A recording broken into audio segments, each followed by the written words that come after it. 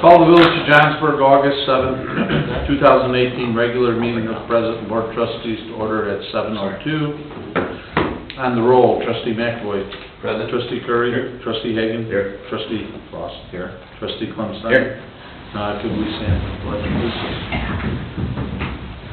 I pledge allegiance to the flag of the United States of America and to the republic for which it stands, one nation, under God, indivisible, with liberty and justice for all.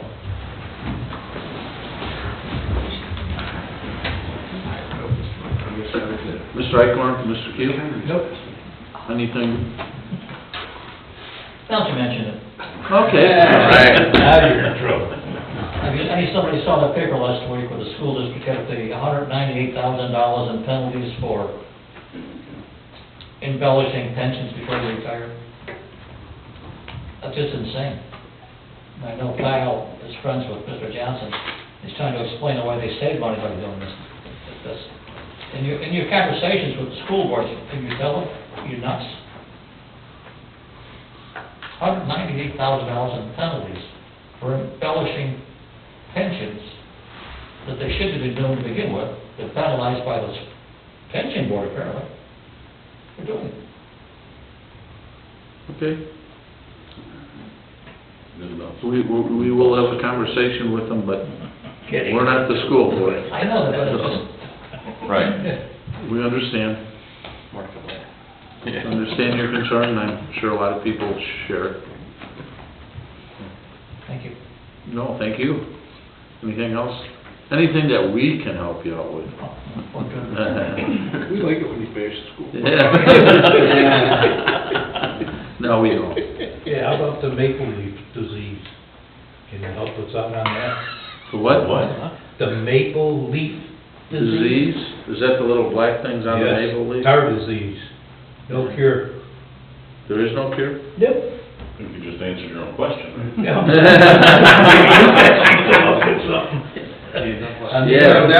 Read it on the internet, there's no cure whatsoever. The pine trees are all getting the disease They have too. I mean, measles. that, Yeah. you know, that's what they're calling it, the spider mice, I think. My backyard looks like it's October. Yeah, a lot of people. And I don't have a tree in my yard. It's all from the neighbor. Oh. And I feel sorry for her, she can't afford to have the tree cut down. She had it trimmed last year, $2,500. And they went up 40 feet and the tree is 80 feet. Wow. Yeah. Took advantage of it. Yeah, that's sad. It sure is. Okay. With there being no other comments from the floor, do we have a motion to approve the on this agenda? So move it. A motion by Trustee McAvoy, seconded by Trustee Frost. On the discussion on the motion. Discussion on the motion. No discussion? Everybody's good with spending that amount of money? That's good. Okay. With no discussion, Trustee McAvoy? Aye. Trustee Curry? Aye. Trustee Hagan? Aye. Trustee Frost? Aye. And Trustee Clemson? All right. Motion carried. President's report.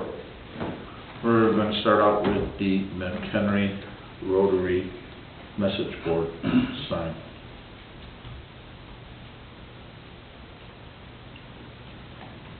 So, has anybody gave it any thought that we should change our policy? Ed, I think that, it's called the McHenry Rotary, and I know this venue is taking place in McHenry. But if there's any benefit that's coming to our schools and that sort of thing, I think we probably should reconsider that.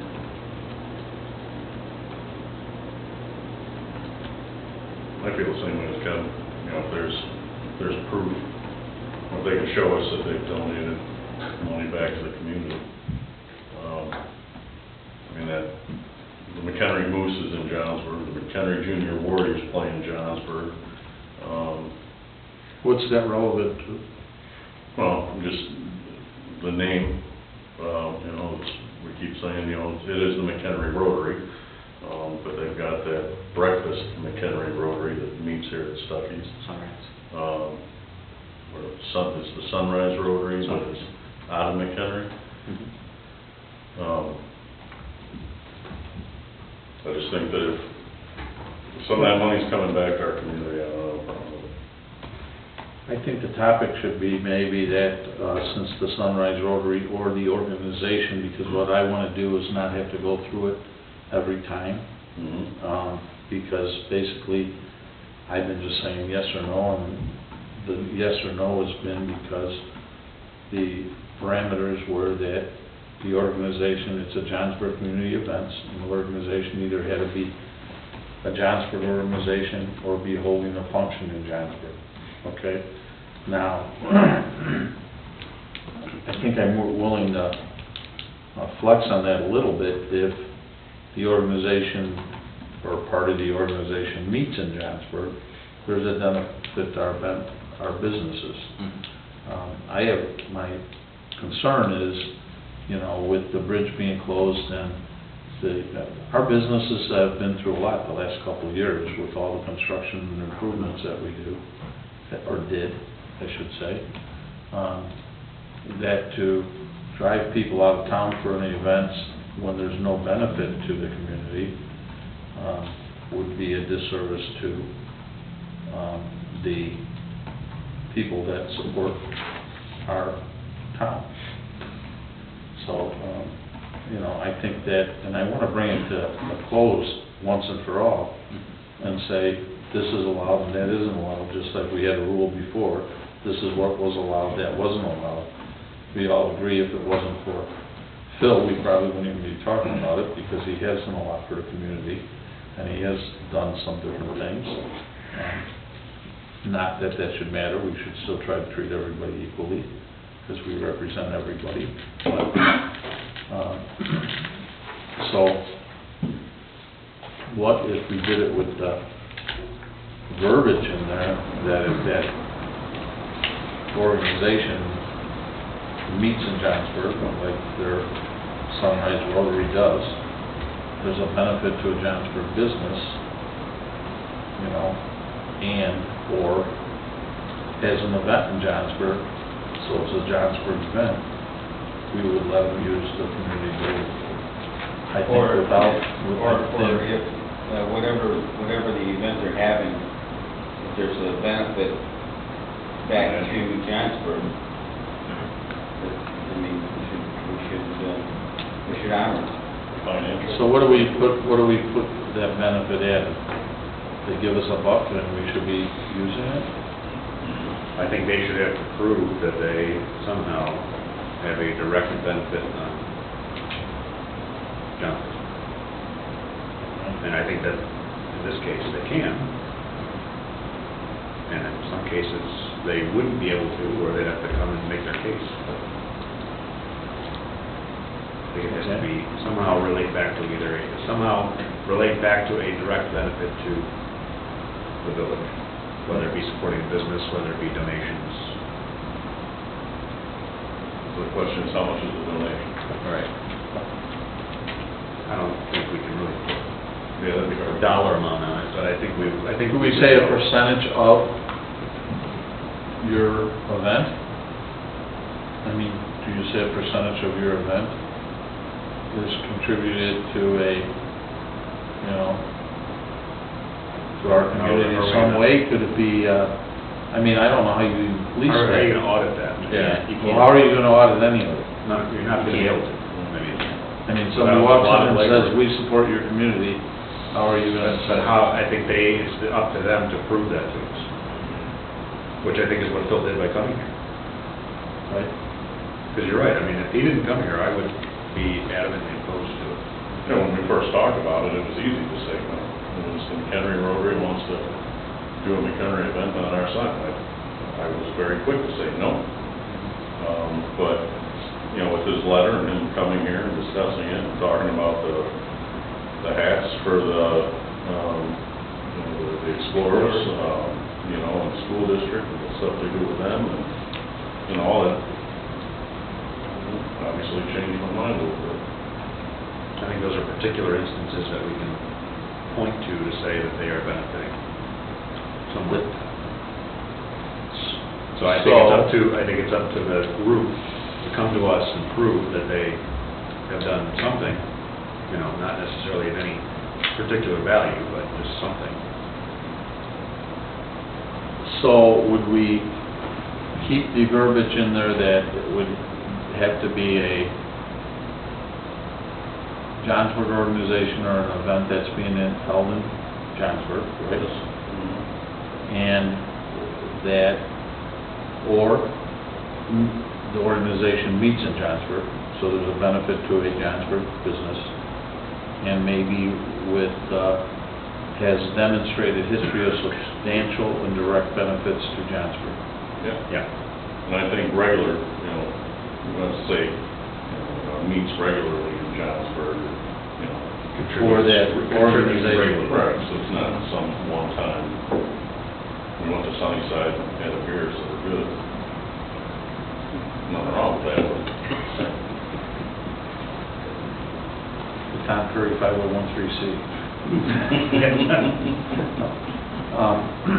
Claude, you want to read the motion as I presented it and see if one of the board members want to do that?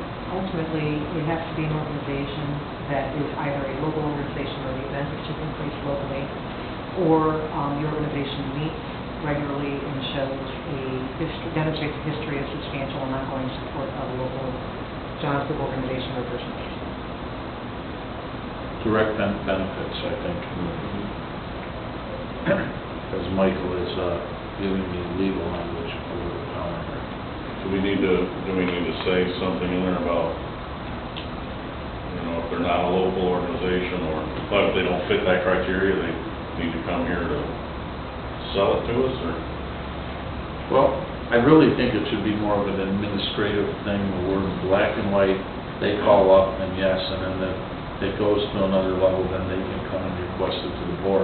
Okay. So these people aren't chasing me down all the time and Claudette down wanting an answer. I think it should be, yes, this is the rule, just like we had it, and we're changing the rule a little bit. That's what we're doing. So it's a Johnsburg organization, or a organization that meets in Johnsburg, and maybe we say, and that organization demonstrates the history of substantial direct benefits to Johnsburg. So, I mean, the Rotary has They check all those those boxes. benefits Yeah. to the school. They've done it with Keith with the Explorers program, but, and they're meeting at Stuckey's, so there's a business that they're supporting in our town, then I think it's cut and dry. But I think we want to have it cut and dry, that that's what's got to happen. Otherwise, the answer's no, and if they don't like that answer, you're welcome to come and plead your case to the board. Because it really should never get here, it should be an administrative thing, and until now, you know, I mean, I think we all agree there's no happy birthday Uncle Judd and, you know, all this other stuff, happy anniversary Mom, Dad, that's not what it's for. It's for community events, and it's really for Johnsburg community events. So it's for Johnsburg community events that are held here, we're sticking to that, or an organization that is substantially proven that they're here to help out our community. So do we have somebody want to make a motion? Okay. I'll second. Okay, so we have a motion by trustee Curry, seconded by trustee McElroy. Discussion on the motion. Any further discussion on the motion? So does that, but you think that clarifies everything good enough where it's a cut and dried answer for one's call and what they have to do? Yeah. Okay. Now, we can put that 22-hour discussion to rest. Okay, on the roll. Trustee McElroy. Aye. Trustee Curry. Aye. Trustee Tate. Aye. Trustee Frost. Aye. Trustee Clemson. Aye. Motion carried. We're going to move the president's report down for a while. We did the message board, but there's a few other things I'd like to touch base on. So, first read, no action. Move to approve ordinance 18-19-09, amending chapter 24, building code of the Johnsburg Municipal Code. So hopefully everybody's got it in front of them. And has looked it over. I was going to take a read on this. Sure. Okay, Kim has been, over the past couple of months, doing a in-depth analysis of our building code, our building fees, and also what those fees are that are charged by other communities as well. And she put together the results of that analysis in the document that I sent over to you that I think is quite helpful. It's showing you a recommendation of making some changes to our fee structure. I think the one thing I want to stress when you're looking at this is understand that the amount that we're identifying in that analysis, as well as in the changes to the building code, identify how we arrive at the deposit amount. And that deposit amount is pretty close to what we expect that permanent amount to be. But ultimately, the fee is whatever it will be. So for example, when we're saying that the fee for a new single-family residential home is going to be predicated on 49 cents a square foot, and you do the standard little calculations to say, okay, we're going to collect from you, and you see she's done some analysis on that, we're going to collect at the time that you make application and make your full submittal $2,002 based on that calculation because of your square footage. The review will be conducted. In most cases, that fee is going to be right around there. If for some reason it ends up being less than that, then certainly they'll have money that's returned back to them. But if it ends up being greater than that, because let's say, for example, the submittal is not full, they need to have a couple of redrafts going back and forth and more time is involved, then there will be more costs associated. So at the time that it comes back from the plan reviewer and they say, okay, here's our total cost associated with it, it's not 2002, it's going to be 2,242 because we had an extra review in there. The difference will have to be paid at the time that the permit is issued, okay? So that's what's being proposed in this analysis. However, I have to tell you, when you look at it, you'll see that that deposit amount is pretty right on. It's taken a lot into consideration. So if people are trying to get an idea, what is it going to cost me to build a new home in town from permit fees and inspection fees and everything, they can pretty much rely on this unless some out-of-the-ordinary situations came up in the review. It also anticipates the inspection costs within that fee as well. And when you look at the analysis, you'll see that when compared to other communities, in most cases, our fees are really low. I mean, it's been a long time since this has been analyzed, and it's time that we kind of bring these up and start making sure that we're covering our costs. Whether they were in-house costs or contracted service costs, we still need to make sure that we're covering our costs. And then from there, the other document that I submitted to you was the amendments to the actual Chapter 24 on how these fees would fit into that chapter. The one thing I do want to point out to you, if you go and try and look at Chapter 24 as it is right now, the flow of it is completely different, because as we started going through there, we noticed that a certain paragraph in one place followed by another one 10 pages later didn't make sense. The flow of it didn't make sense. So it's not necessarily that the actual language in it changed, the flow didn't make sense, so we moved some things around. But what I did was highlighted the main changes in the ordinance that was given to you so that you could focus on that. Certainly look at the flow and see if it makes sense to you now the way it's flowing, because when you do consider this for adoption, if you decide to approve it, it would be adopting all those changes in the way that it's laid out within the ordinance as well. One thing I'll point out, and I'll turn it over to Greg and to Kyle, both the Development Governmental Affairs Committee and the Finance Committee have taken a look at this, and maybe you guys can share a little bit about what your committee thought. Sure. So when we started first looking through the permit fees and everything, we were just more concerned that we're not making the amount that we're required to make on certain fees. If we have bad drawings come in and HR Green has to do multiple, return submittals, return approve, and all of a sudden, we said it was going to be $2,400, and HR Green comes back and says it's $3,800. There's chances that can happen. I've seen it in my profession. So we just want to protect ourselves, make sure we're covering all our costs. We're trying to look through all the development and see make sure we're aggressive enough and we're not scaring anyone away, because we did hear someone was saying Johnsburg cost $20,000. Yes, Is that the right? impact fees. $20,000 Development impact fees to build in Johnsburg. So there's false numbers going around, so we're really diving in and taking a look, and we agree on how it's done. We think we're aggressive enough, but we just want to cover ourselves in case we get like a bad developer, bad drawings, and make sure everything's covered. Yeah, from the finance committee, we took a quick look at just the numbers, what Kyle's group looked at from D&G. We were okay on the residential side at 49 cents. We're just looking at how do we recapture that back, get time and effort, whatever else. We're not losing money on something that we're paying for that. We did notice on the commercial side that we thought it was a little higher, 61 cents. So if you're looking at that from commercial development, how we're going to do that, that was part of our concern, that would we outprice ourselves in the market, especially on the Route 31 corridor and Johnsburg Road, will we not be able to get, development coming in? That was part of their concern, looking at the other comps of that. We do realize that commercial is going to cost higher than residential, because all the different things and fees are going to be associated with it as well. And actually, we had an opportunity to have Frank attend, because G&G gave consideration to your concerns about that, and they asked him to attend to get some feedback on just exactly what was involved in a commercial review versus a residential review. And there's considerable amount, would you agree, Kyle? Absolutely. That's involved. It's much different than a residential review. So there's definitely more time, there's potentially more involved inspections that are going to be associated with it. But to your point, we understand too, where we certainly don't want to be in a position where things are such that we're dissuading commercial development from happening. I don't believe that's been the case. I think it's really market-driven more.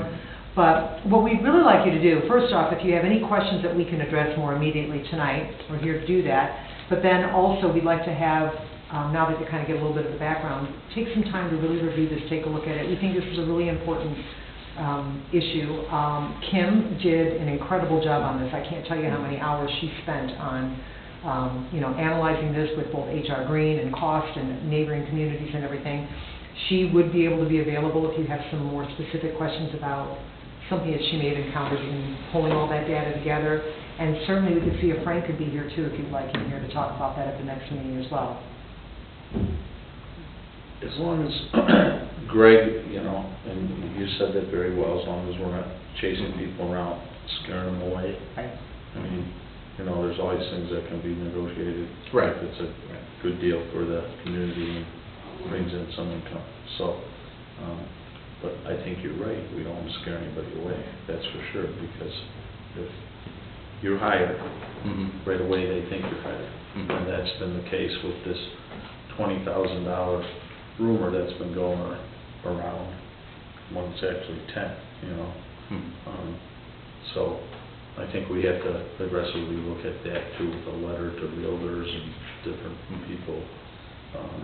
So we compare that, get it out there, this is not true, okay? About 5 years ago too, I gave an article and I wanted it to be considered about impact fees by the school district and the library district, and the fire district has amended theirs, so we don't collect for them anymore. But I think we will be meeting with them and trying to convince them that maybe they're better off with a tax bill being collected every year and some kids in the classroom than, you got the teachers there already, you got the physical facilities there already, your state aid formula is based on that. So I think we have to meet with them and try to explain our end of it and why. We don't have to collect them, but we want them to be on board with what we're doing, I think, in all of this stuff, and show them why we're doing it. We're just basically, with your recommendations, trying to cover our costs.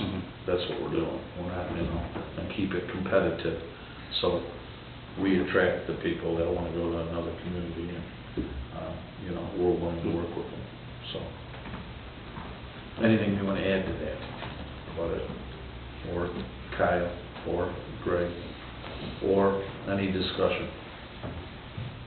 We do have another line item to talk about impact fees next, right? Or you want to discuss that right now? Well, I think you're kind of leaving that, unless you guys have further questions on chapter 24 right now. Okay. Doing with work without a permit. Yes. So So it'll be a flat $100, what's being proposed versus these percentages? No, plus increased permit fees. So you're gonna get, what we're finding, we're having some difficulty right off the bat, Okay. is the way that, it's very similar to the way it's currently written, except we're adding that specific fine as well, which is currently not provided for in the ordinance. But then again, you will be paying, you know, more fees for your permit itself. You know, the idea here is, it seems too often that we're having repeat offenders of that. I feel that perhaps the penalty isn't great enough, because we just want compliance. That's all. Who's gonna be doing that calculation? Well, the calculation is based upon what the permit fee would have been, you know, estimated based on whatever you guys approve in the new ordinance. So depending upon, you know, we get feedback from what the submittal was, HR Green would tell us, okay, this is, let's say it's an addition, or, rather than addition, maybe just some upgrades doing, they'd calculate the square footage, figure out what the permit would be, and then that would go on, it'd be passed on to the community service officer and also to Tim in the office as far as what should be charged. But right off the bat, there would be the initial fine as well. I'm just saying, overall, how is this gonna be cut? I mean, how are we gonna keep track of all these? If the fee's not a set rate, who's gonna be doing the calculations to say, you know, this is what we think it's gonna cost, but if it doesn't, we're gonna charge you this much? Oh, I'm sorry, you're talking about in general, Yeah. on the building code in general. Yeah, ultimately, when it comes back from HR Green with their review, they literally have an invoice that says, here's our total time, here's what the actual cost would be. So that when Tim goes to actually issue the permit, you know, it will show, this is, let's say the total cost was $3,000, and what was taken in was $2,700. It'll show the $2,700 deposit was taken in, and the remaining balance due. Before the permit is granted. Yeah, they'll actually have to pay, they'll have to pay that when they come to pick up the permit. And I think the important part about this is, it's always important that we cover our costs, but it's also very important that we make sure that people understand clearly that the amount that they're paying is what's estimated to be the cost, but it is simply the deposit, that if there are additional costs associated with it, they'll have to pay those at the time of the permit. I think it's about communication, making sure they understand that, so there's no surprises. Is there a lot of those that come back? No, not that often, that's why I'm not real concerned, and, you know. I mean, if somebody comes in, gets a permit, and he sketched it on a napkin, and then they have to do their review of it, and they... Well, we wouldn't accept it on the napkin. Okay, I know that, okay. Unless you're at the bar. You know, yeah, it was drawn at the bowling alley last night, so anyways, and they come in, and obviously, you know, that's going to have a lot of input from HR Green, and it's gonna cost more money. Right. I mean, but I don't think for the most part, there's a lot of them No. like that come back higher. Not at all. And I think that's what's important too. You know, I think if there's going to be costs, higher costs, it should be the person that's not making the submittal like they're supposed to. They're given guidance, we have informational sheets that we provide them telling them exactly what's needed to be submitted, so. I just wonder from an administrative standpoint, is it gonna be burdensome to Yeah. be doing all this? I don't think so, because ultimately when it comes back, actually, let me take a step back. It's really not burdensome at all. We're currently collecting a deposit. The deposit's only $500. And the concern here is, even when you look at the single-family home, we've actually had, fortunately not more recently, but we have had people that have come in, made a submittal, paid a $500 deposit. We've done the complete review and have, you know, I don't know, $1,300 in review costs into it. And the person goes, I decided not to proceed with the project. And they walk away, they never pick up the permit, and now the village is out the money. But by collecting, like in this instance, $2,002, you've certainly covered your review costs. If the person chooses not to proceed with the project, you go, okay, all right, well, here's your $500 back or whatever. That's fine, and we've covered our costs for review. Do other municipalities use this calculator? Yeah, it's not uncommon. They always have gratuitous language in their ordinances that oftentimes says, person will also be responsible for any additional costs, you know. We're just trying to, the difference with us, I think, is we're trying to get our deposit amounts closer to the true cost of what we think it's going to be, without going over. And we're also sending it out to another party where they're gonna bill us versus Northbrook has a guy sitting there investing in it all day. Right. Which if we were very, very, very busy, we'd probably have a guy sitting on the desk. Right now, it just doesn't make sense to do that. It's just, The other thing too is it's not like the guidance, that when you pick up the application, there's a sheet there that tells you what you're supposed to submit with that thing, so it's not like, they can ask the question and read the sheet, ask the question, and they know what they should really come in through it with, and if they don't have it, then HR Green's gotta add those comments to it, that you gotta do this and this and this, the price is going up. yeah. I'm just thinking like a commercial developer not knowing what they're getting into when they get started, not knowing everything they're getting into. It might be, just one more barrier. Well, here's what they do. Actually, when you're talking about, let's use Discount Tire for an example, because that's a larger commercial project. In that instance, HR Green actually put together an engineer's estimate of probable cost on that for their review, for both review of the site, and they had like a lot of site review, building review, and everything like that. And then in addition, they anticipate inspections and everything. So they actually had almost like a contract that was shown to them to say, this is what your costs are. And if there's going to be any addendums to that, most people are notified of that. And we have had that happen. I get addendum number 1, we end up having an additional review because of this.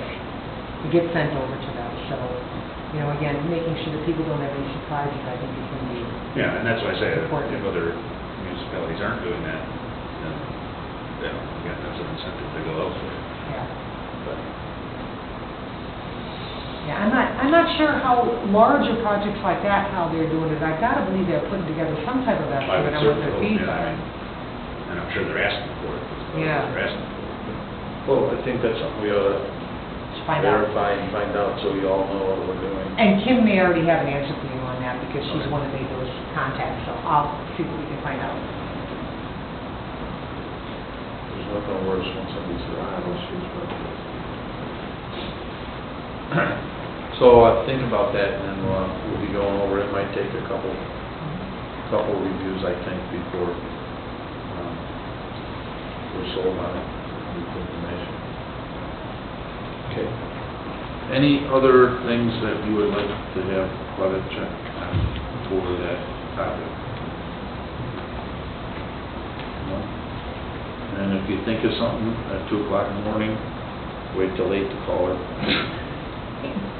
Because I have to call her at 2 because I forget that. Okay. We did the impact fees. No, can we talk about that? Yeah. That's what we were leading into. Okay, so, I'm all excited. He's excited. Included in your packets was also an analysis that was performed on comparable development impact fees. And, there is, I think there was one community only on that analysis, I don't know if she's telling me, but that has done a moratorium on some of their fees. But otherwise, as you can see, we're pretty much right in there, within $1,000 or so. Development and Government Affairs took a look at that as well, and I believe you even have developers come before you guys, Kyle, right, and ask you to look at those. I think ultimately you guys felt our fees were consistent with neighboring communities. Yeah, we did cancel the transition fees. That was a while ago. Yeah, Yeah. yeah. Yeah. So those have been suspended. Right. Is there any reason for the emergency siren fee?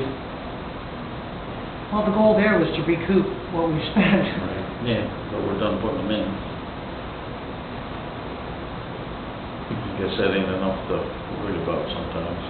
But certainly, that's something you guys... I definitely think that, you look at Spring Grove and, yeah, building permits issue, but they're at a different deal. They suspended their fees, but they really don't have any smaller lots it's all big stuff, and the big stuff ain't moving at all. If we looked at our big stuff with Dutch Creek Estates or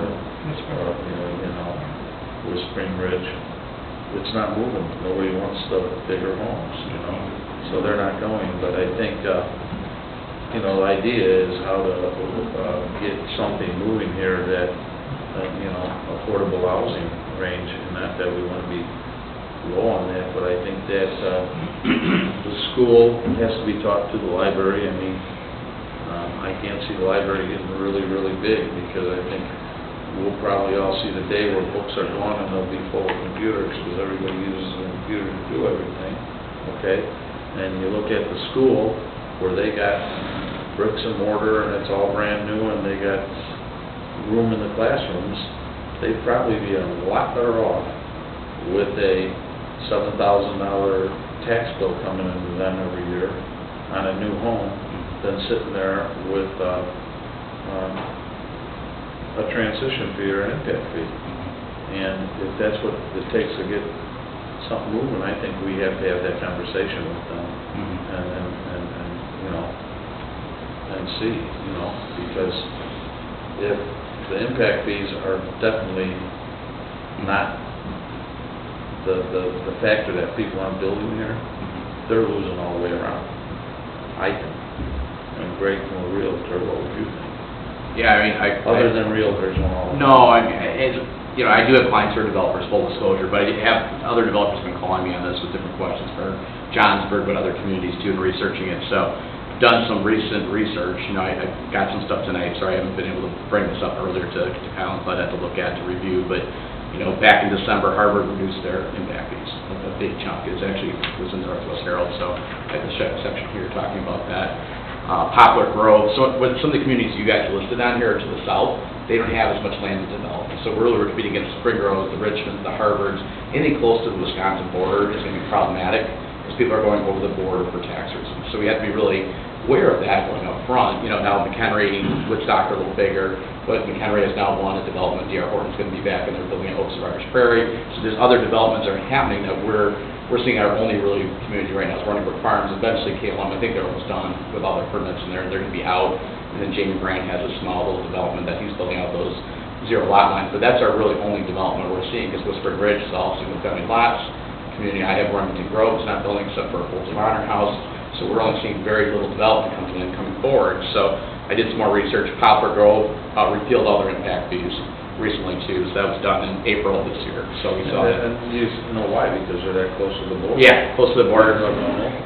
Spring Grove, obviously, they have already, you know, given that information. Suspended it, but that's really comparing that. Yeah. All their stuff that they got to build on is comparing it to our Dutch Creek Estates. Right. Or our, you know. The hardest one I found is because in Ringwood you can't go and get FOIA with stuff, but I eventually found it, is they had a meeting in the 19th of September 2017. What they did is they reduced the acreage costs. So are we still at $110,000, Claudette? Price per acre? Yeah. Okay, so they even talked, their attorney actually talks about it. They lowered it to $58,000, which then dramatically brings down their three-bedroom result. So what they're paying to the school, what we're paying to the school is not equal. So I'll provide this for you guys to look at tonight, or whenever you guys want to look at it, but they do break down the costs right here. So for instance, like a three-bedroom, you know, we're going to pay $4,727. They're going to pay $2,374. And their kids go to the same schools. So to me, that's a concern, because I know KLM is out building in Ringwood. So now did they go to Ringwood versus coming to Johnsburg because they would have a lesser impact fee? Just bringing that information up for our board. Now, I'm sorry I didn't share this with Kyle and Flood in advance.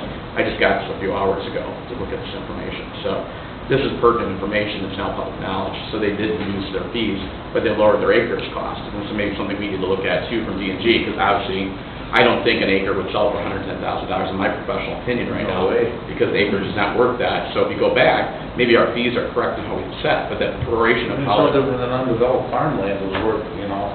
Right. That's where the school district is right there. They paid that amount for it, thinking they got a good deal, and now they didn't get a good deal. So we lower the rate, maybe not repealing it, but lower the rate to the correct value of what the acreage is really worth. Maybe Ringwood's onto the right thing, because we share borders with them. They're probably close in their assumptions. We need to review that again, but that would then lower our fees back down, maybe making us more attractive. Then I just don't want to see people at Spring Grove or Ringwood or anywhere else, because we are the highest value block. Ringwood, we should definitely, if that is the right value, I mean, if that is the value, I think we should, why should they be giving the school district less than us when we're supplying we have the school district and we have the parks and everything else that are being provided to their people. Yeah. We should be competitive with them. Let's face it, it's not, there's no acre right now that, I mean, what did acres sell in Whispering Ridge? $20,000, $25,000, $28,000. So even lowering it to 50, probably is not the right number. So we gotta get the right number in there, I think.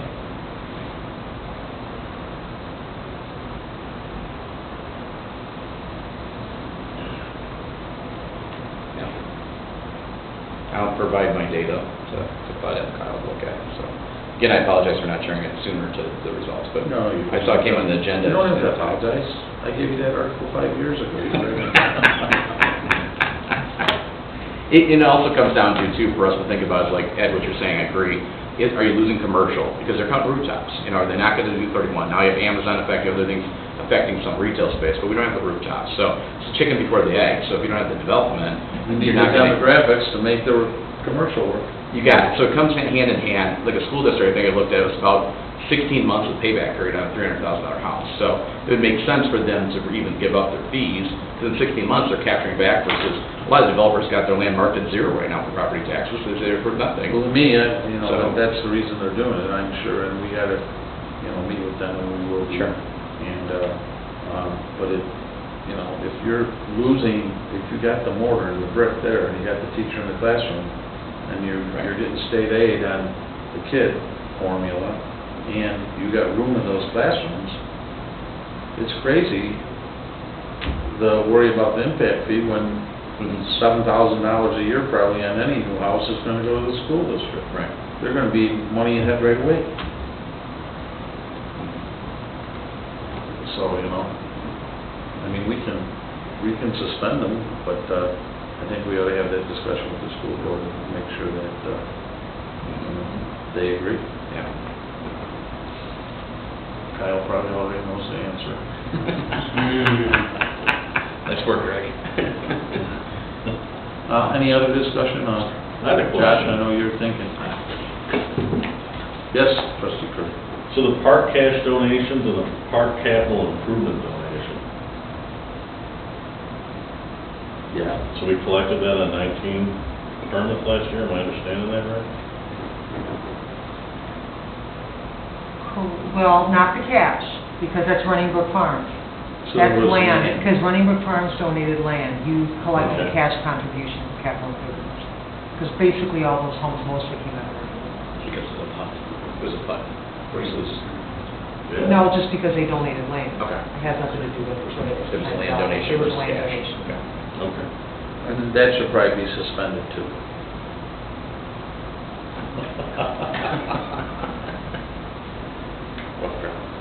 Right. We gotta figure a way to do that very, very fairly. I think we can, it's just like when you talk about building permit fees, I think you have to look at those park donations and those park fees the same way. We have certain things we gotta supply, certain things that people want, for soccer, football, whatever, tennis courts. I heard people tell me, why don't we have a tennis courts in one of our parks, and why aren't there pickleball courts? And, I'm not against that at all. Where do you stop? Huh? Where do you stop? Well, we didn't say stop football, did we? We didn't say stop football. So,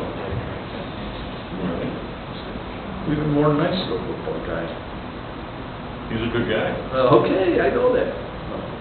But I think we have to look at that, and say, hey, as long as we know in our own minds that we're being good stewards of those monies, and we need that much to keep these things that everybody wants, that's a different thing, because what we provide with our, $300 a house compared, I'm not trying to compare it, but, I understand the school district, you need good schools, we gotta have good schools to build a better community, but how much can we cut with the services we provide? As long as we can justify it, I think that's fine. And it goes hand in hand too, obviously we don't control the sale of Bush, but there's things we want to develop there, there's conversations that outside impact fees, but there is money sitting there that could be sold provide it back to the schools as well, and help us once we develop it, so it can make it a win-win situation. So there are other assets out there for the school districts to see, in my eyes, at least what I'm We seeing. gotta look what everybody else is doing and then think out of the box, as our village administrator says. How do we do it better? Right. Because we have to do it better, we gotta do it smarter. We wanna keep growing, not real fast, but just, you know, Right. that small town charm, all that stuff we talk about. Which does bring up, we're probably heading towards another strategic planning meeting in the future. To reevaluate everything, all the stuff that we talk about. So, anything else you can think of? Any more on impact fees, Kyle or Greg? I mean, thanks for looking into it, and I think it's, something we gotta think about, you know, so. Greg, I'm sure you hear it all the time, but, Mhm. you know, naturally from a developer standpoint. Sure, sure. Everybody wants something for nothing, of course, you know, but at the same time, what is fair? I think it's an ebb and flow of how the industry goes. So if we were booming like we were before the recession, then maybe you put the transition fees in place. It's kind of managing that flow of how it's gonna snake, but we're still trying to get back up again, where we're starting to get some permit fees, but we're still a little slower to the game maybe than other communities. Okay. So study those recommendations, I'm sure that's gonna take a few hashings. Mhm. Yeah. Okay, anything else? Okay, with that, I would entertain a motion to move to go into closed session to discuss the appointment, employment, compensation, discipline, performance, or dismissal of specific employees of the village, and to discuss collective negotiating matters between the village and its employees. So,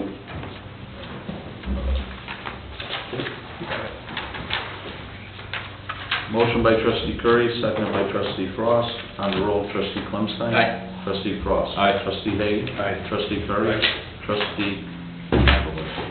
Hey. Motion carried.